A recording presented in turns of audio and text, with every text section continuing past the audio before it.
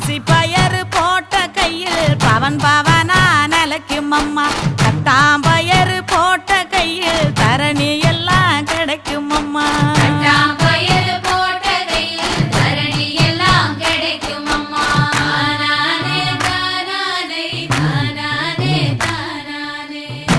பயறு போட்ட கையில் ஒச்சி பிணி ஒழியும் அம்மா.